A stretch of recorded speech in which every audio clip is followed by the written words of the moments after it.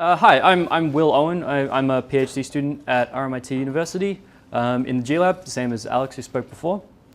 And this is sort of a talk that's come out of some conversations we had after an experience I had with a game. It's not part of my research, so I'm hoping this makes sense to everybody.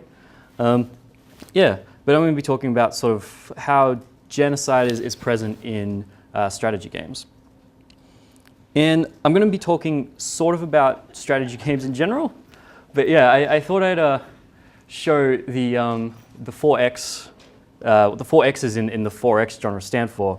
Yeah, explore, expand, exploit, and exterminate, because there's sort of two here that I'm particularly interested in.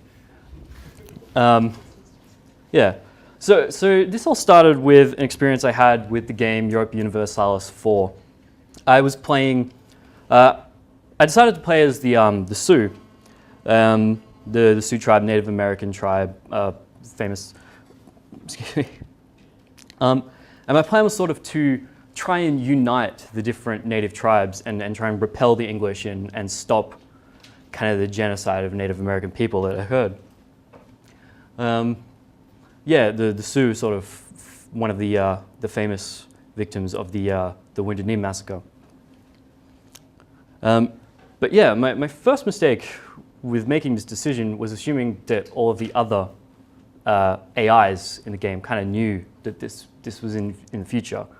And I started with this one region, Medewa Katan, I think. It's this small purple region just here, sort of next to the Great Lakes region in current-day Minnesota. Within the space of 150 years, I destroyed 9 cultures. The 9 that you see here. Not only like taken their lands, but actually eradicated the culture. There's a mechanic in the game where you can convert a region's culture to your own. Yeah, so I grew and expanded. I couldn't find allies, so I needed to just increase my own power with sort of this idea in mind. The British are coming and gonna repel them, push them back. And yeah, so eventually I had 32 regions. I started with 1. Yeah, those are the 32 regions there. But they weren't empty regions. The game features natives, as you can see here. And it refers to just uncolonized land. It's sort of, yeah, groups of people who aren't affiliated with one of the cultures in the game. And yeah, and you can have some positive interactions with these native tribes, these indigenous people. But the game relegates them to sort of rare random events. And yeah, so the only direct way that a player can actually interact with these native people is through warfare and through violence. And the game actually presents these battles as if there were any other battle in the game. But if you can see the numbers there at the top there, yeah, it's 500 casualties. They've been entirely wiped out. I lost 7 people. That's not a battle, that's a massacre. Yeah, so I came to this realization that I'm essentially committing the genocide that I set out in the first place to stop. And it sort of got thinking about it and was discussing it sort of around the lab with people like Alex. And we started sort of looking deeper into it and realizing that it was actually a very common theme to destroy civilian populations in strategy games. So one of the common ways that this is done is razing of cities. You know, burning the city to the ground, salt the earth. Yeah, which is, you know, historically a very nasty place to be if you're a civilian in that city. Many games reflect the killing of the civilians, but they do it in a very indirect way. They rarely depict it directly. You don't sort of see that action in the same way that you see the battles. And when you do it in a smaller scale, you're tasked with destroying an opponent completely, including non-combat units and buildings. So this is Age of Empires. You have to destroy houses and granaries, town centers. And yeah, so when that kind of violence is your main interaction, your main way of interacting with other people in the world, it's kind of not surprising that it escalates. And you come up with other methods of exterminating people begin to appear. Some games even make the scale of their destruction the key selling point. So I think there's a couple of core ideologies in strategy games that lead to this. The first is expansion. Like we often tend to think of expansion as growth, and growth as being positive traits. Games are sort of full of that. You grow as a character, you gain more strength, you gain more power. Modern Western society particularly sort of has a history and identity rooted in colonialism and empire.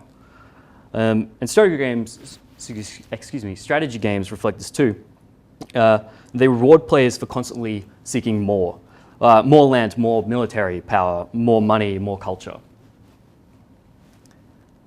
And if you ever looked at the graphs at the end of a 4X game or many other strategy games, you can actually see this reflected. Interestingly, this idea of constantly grabbing land, expanding your power, it was actually sort of one of the, at the core of some of the Nazi ideology, this idea of Lebensraum, or living space. The second, I think, is that the value that these games place on life. The value of a character is based on their usefulness to the player and not their sort of identity as a character. You can see this sort of in XCOM's Memorial, and XCOM sort of, they claimed they went to sort of a benefit to, went to an effort to attach you to these characters. But when you see them in the Memorial, they're sort of listed by how many kills they got, how many missions they were on. So yeah, it's sort of their usefulness as a soldier is what you actually lose, not the character themselves. And this turns life into a resource for the player to spend. So violence becomes an economic decision, not an ethical one. And when games reach the scale of a grand strategy game, detachment becomes inevitable and civilian suffering becomes essentially meaningless. When a city or society is destroyed, as far as the game is concerned, the people just no longer exist. But we know from real life that that isn't true. Civilians face many challenges in surviving war, and games rarely reflect this. You have huge population movements as people try to escape conflict. Things like famine and access to food become a struggle. Disease and infection are a common threat. And of course, many civilians don't survive.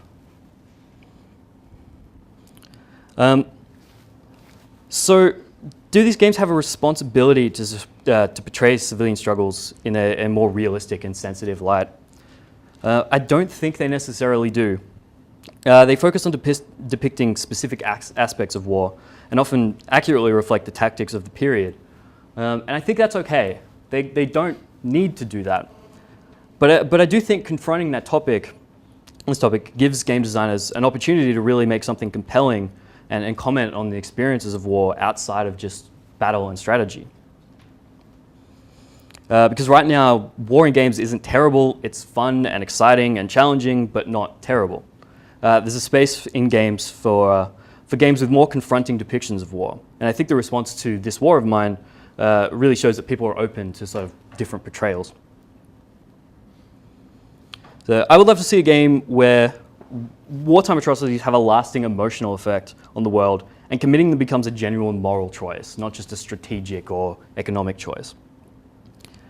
Because atrocities don't vanish into history, they become entrenched in the identity of a society, and they shape who those societies become. And recovery is a long, hard road. There's a recent survey that showed 26% of the Rwandan population suffer from post-traumatic stress disorder. This is only about 2 years ago. So imagine how it would change a strategy game if you could house displaced populations, or how the diplomatic climate of civilization would change if you had refugees constantly showing up on your borders. Or a strategy game where instead of using them only for war, you could use your soldiers to provide aid to aid affected countries. So that's pretty much it. I hope that made sense. But there was one last question that sort of has been kind of lingering over this whole discussion that we've been having. And that's sort of the idea of how would the Sioux feel knowing that I'd been turning the destruction of their people into a plaything, essentially. And I'm not really sure how to answer that. I can't. Yeah, thank you.